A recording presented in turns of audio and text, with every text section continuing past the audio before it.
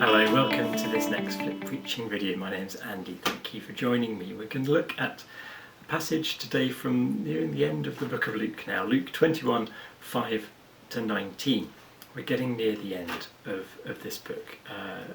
Next week will be the last one, and then the week after that we switch to the next church year as we start Advent. We start to go through Matthew, but today we're near the end. Now, earlier today I watched a video where they interviewed two people from the band REM, who have been a favourite band of mine for a long time. And they're interviewing them because it was 25 years since they released their album Monster. Now that was really shocking to me. I'm definitely getting old, because I remember that coming out. I remember buying it, I remember where I bought it, I've still got the CD and still listen to it. It's a really, really good album, I thought, at the time, and I really like their stuff. They did a song as well, REM, called It's the End of the World as We Know It. So I want to use those kind of ideas to try and unpack what's going on in this passage, because it's a really tricky one.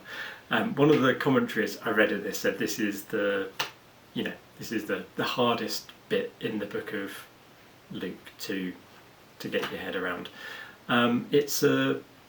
It's a monologue of Jesus, pretty much. It's set in the temple. The disciples are saying how beautiful this temple is and the stone's impressive. And Jesus really goes off on one, saying, well, they're all going to be torn down, it's all going to be destroyed. There'll be earthquakes, plagues, famines. There'll be wars and terrors. And, he really lets rip about how bad things are going to get. And they did get bad. The temple was destroyed.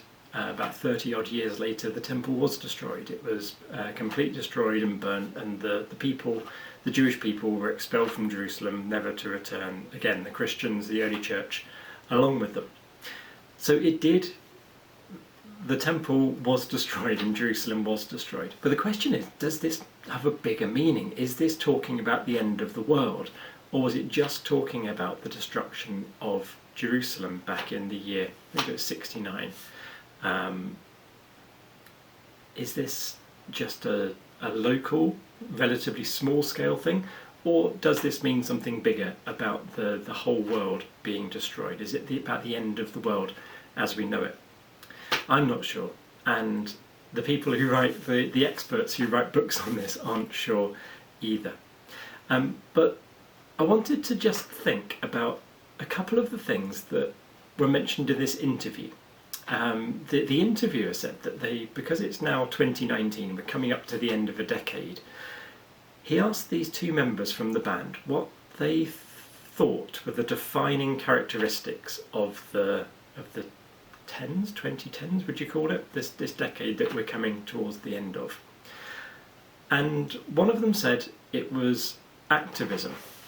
He thought this decade was marked by people standing up and having a voice that ranges from the Arab Spring towards the start of this decade through to today, with people like Extinction Rebellion and the climate protests with the school children who strike school on a Friday every now and again, led by Greta Thunberg. All of these are characteristic of the time when people now are standing up and saying, no, we don't think the world should be this way. We don't think this should be this way.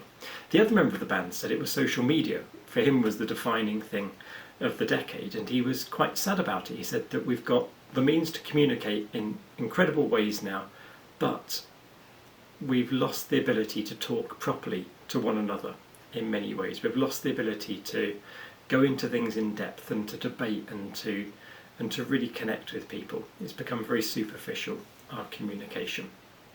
So the world is changing. It's very different now than it was 25 years ago when that album was released. It's very different than it was 9 years ago, nearly 10 years ago at the start of this decade. The world has changed.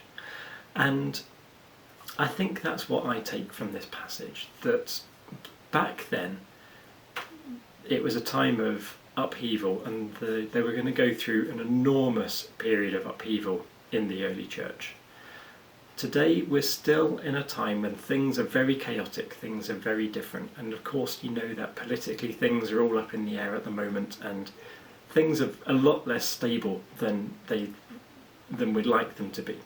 But I think we can take from this that God is bigger. God has got the whole thing in his hands. God has got a mastery of the whole situation. None of this is a surprise. It's all within God's scope.